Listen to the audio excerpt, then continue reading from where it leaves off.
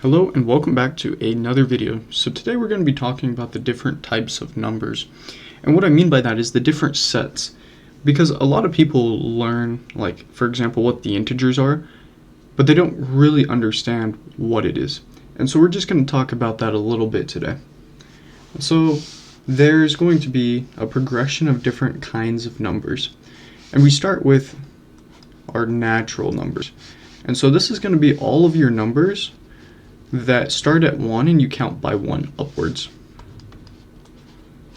And this just means it's a set. So it's going to be 1, 2, 3, 4, 5, and so on. Sorry, that is an awful squiggly bracket there. Let me do a little bit better. And then we move up to our whole numbers, which are going to be the natural numbers plus 0 in the beginning.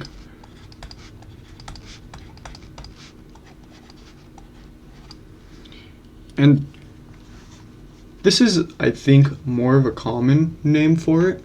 I know some people will call the natural numbers the positive integers, and then they'll call this just the natural numbers, but typically you see natural numbers, whole numbers, and then you'll see the integers as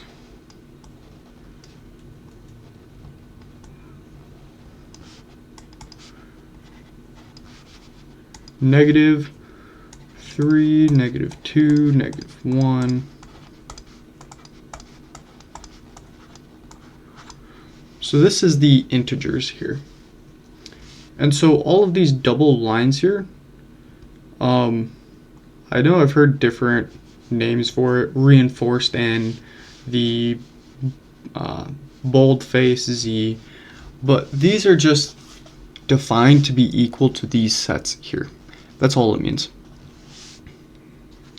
And anytime you want to talk about the positive integers or the negative integers, what you do is you write your symbol, and then up at the top you write a plus or a minus to indicate it. And so the integers are basically the whole numbers, but now we're introduced also to all the negative numbers on the left. And sorry, there should be continuation dots here and here as well, meaning that we go infinitely towards both sides. And now we get to our rational numbers, which typically you won't see people write these out, but this is the set of all numbers, which can be represented as a over b, where b is not equal to 0, and a and b are integers. Sounds complicated, but essentially what we're doing is we're including all of our fractions here. And so any fraction that can be written with an integer in the top and an integer in the bottom belongs to the rational numbers. And then we move on to our irrational, and I don't believe there's actually a proper boldface character for the irrational numbers. Sometimes you'll see somebody write like a reinforced I, but we're just going to say irrational.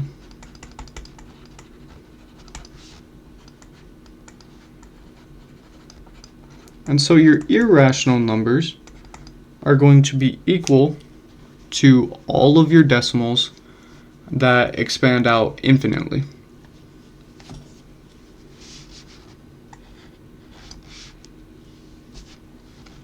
And so I believe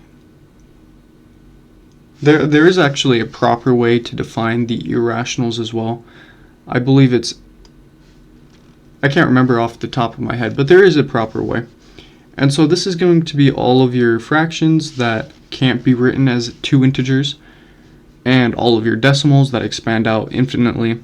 So for example, square root 2 pi e, these are all going to be irrational numbers. But your pi and your e actually fall into another category as well. So these are called transcendental numbers.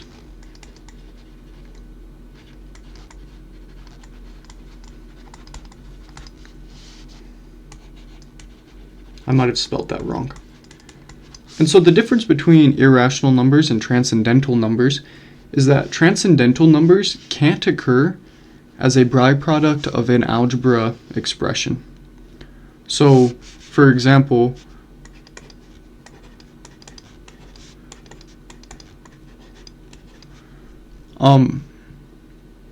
here we could get square root 2 many different ways. You can't actually get pi or e or anything like that from doing algebra problems like this. And so they belong to the transcendental numbers.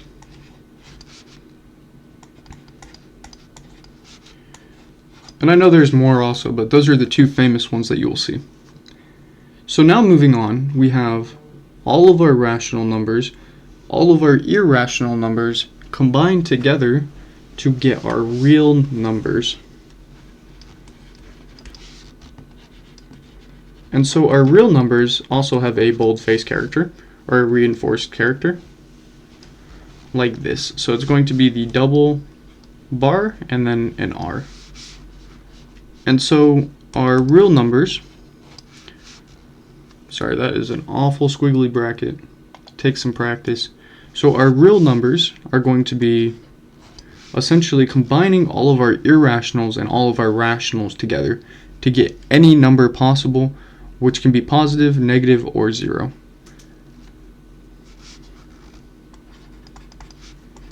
And a lot of times you'll hear all real numbers.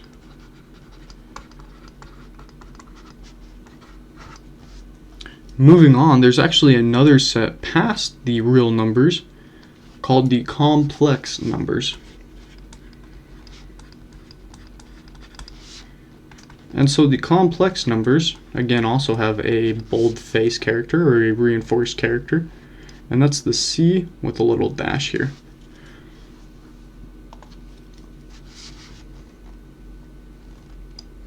And so our complex numbers are going to be all of our numbers, which can be written as AI plus B, where A and B are real numbers.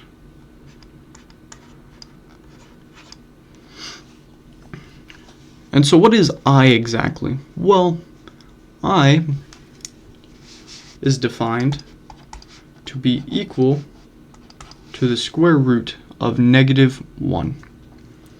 And so anytime you see the square root of a negative number like this, it's probably going to end up giving you an I here. And so the complex numbers also branch off into the imaginary numbers.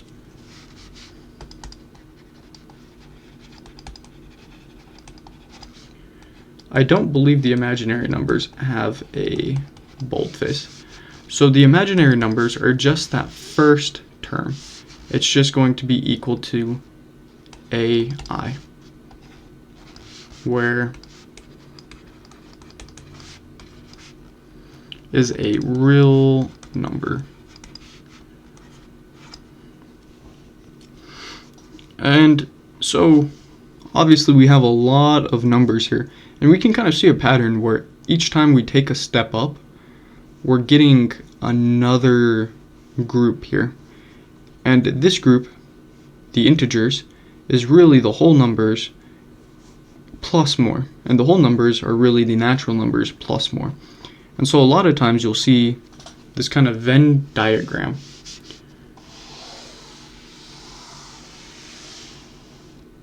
And so out here we're going to have complex numbers.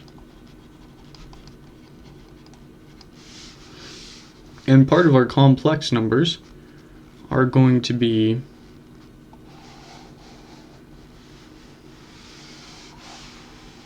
our real numbers. And we know that our complex numbers are a subgroup of our our real numbers are a subgroup of our complex numbers. And so we have this group within this group. And we also have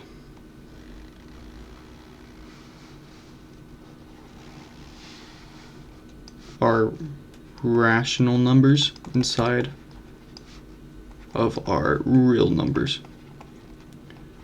And then inside of this, we have our integers.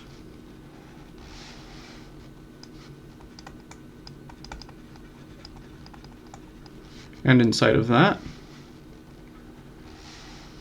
we have our whole numbers.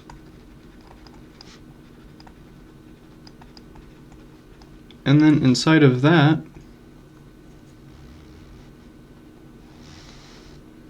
we have our natural numbers. And you might have noticed that I left a little bit of a space here. And that's for our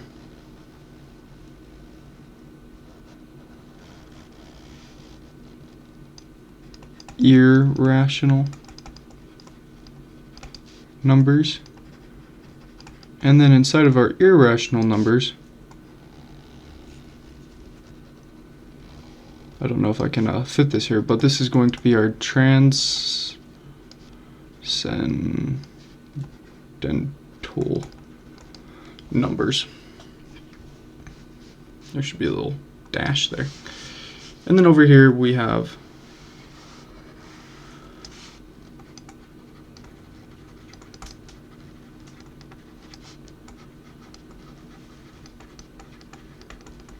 and so each set of numbers, or each grouping of numbers, is a subset of a larger group of numbers. And so anytime you hear the integers, hopefully this gives you a better understanding of what's actually being talked about, where this is just going to be all of your negative numbers, 0, and all of your positive numbers. Your rational numbers are any number that can be represented as a over b, where a and b are both integers. And then your real numbers are anything that you can write out that doesn't include imaginary numbers. And so a lot of times we'll see the complex plane as being a 2D plane, where this is your I direction and then this is your real number direction. And so if we have something like 2 real numbers and an imaginary number here, we would have I plus 2. And so you can see if our I goes to 0, if we squish in our i's to our real numbers, that is where our real numbers become a subset of our complex numbers. And then again, if we were to squish in all of our real numbers to be just our i's here, you would see that we would get a subset of all of the imaginary numbers. And so that's a quick little example of why real numbers are a subset of complex numbers, and why imaginary numbers differ from complex numbers as well. It can be kind of a lot at first, and you can find this picture done a little bit better on the internet as well, but it can be kind of a lot to try to remember all of these at first. But the more that you work with them, the more that you're going to be able to just kind of call them off of the top of your head and be able to know the difference between the integers and the natural numbers and the complex numbers. And most of the time you're either going to be working with natural numbers, integers, or real numbers. Anyways, that's it for this video. Let me know if you guys have any questions at all, and I will see you guys in the next one. Thank you for watching.